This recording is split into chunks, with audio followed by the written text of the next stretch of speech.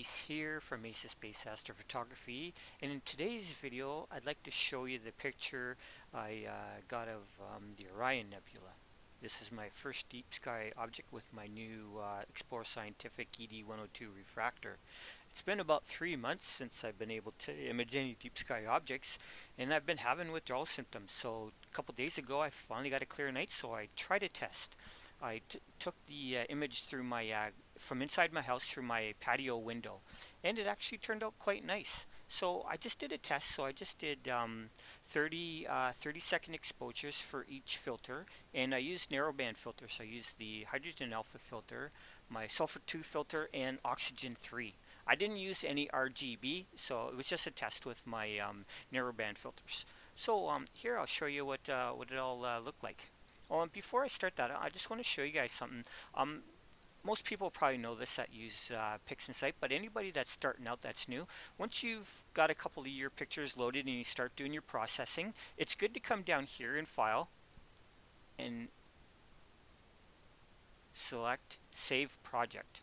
And what that does, it'll save everything that's on the screen. So if something happens to the computer while you're using it, you've saved it and your computer crashes, or you have to go somewhere else, you have to go do something else, and you have to close PixInsight down, you have everything loaded, and all you have to do when you come back is just hit Load Project. It works really well because you can see all the things I have on the screen here. So I have that all loaded as a project. Makes it a lot easier if it, say your computer crashes, you haven't saved, or you just saved the pictures, but then you got to load everything back in and do all your processing. This keeps all your processing plus the history of what you've done. So it's actually pretty good. I was using PixInsight for a couple weeks before I found this out. I was on the website doing something about PixInsight, and that came up. And I go, wow, that's really good. So yeah, use it. Works good. All right. So basically, what I'll do here first, I'll show you what one hydrogen alpha sub looks like. 1/32 exposure looks like. So there's the hydrogen alpha.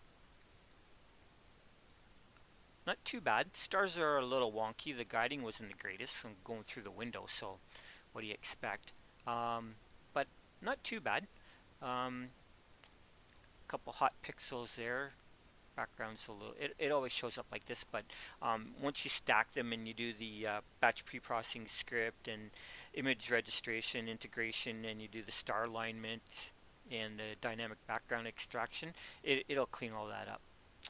So that's 1/32 exposure. Here's 1/32 exposure of the sulfur filter. You're only getting a little bit here, not like the hydrogen alpha. Alright, now oxygen 3.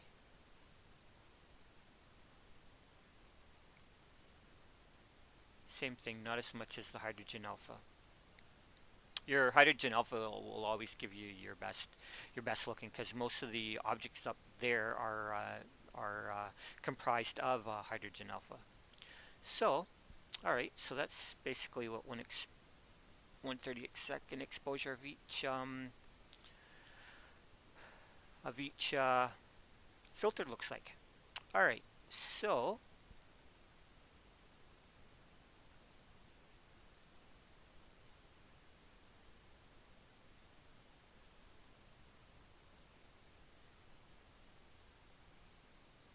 Now this is after the image integration once they've all been stacked. So that's what the hydrogen alpha filter looks like.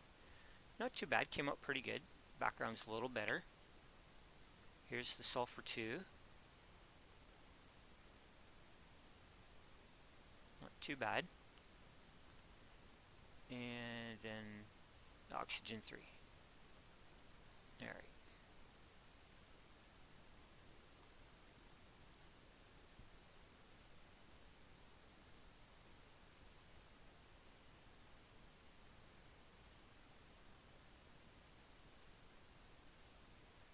So this was after dynamic background extraction and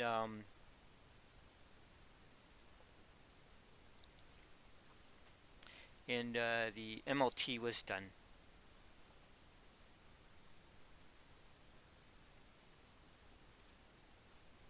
And I think that's the multiscale linear transform, if I remember correctly. That's for noise reduction.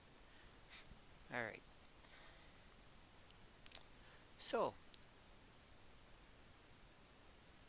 after I did some of the noise reduction and I ran a couple other things for like photometric color calibration, local histogram equalization, um, I came up with this image right here.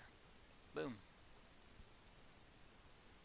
Doesn't look too bad. Actually came out quite nice. I was really surprised just for 45 minutes. So that's one iteration I did, and where's the other one?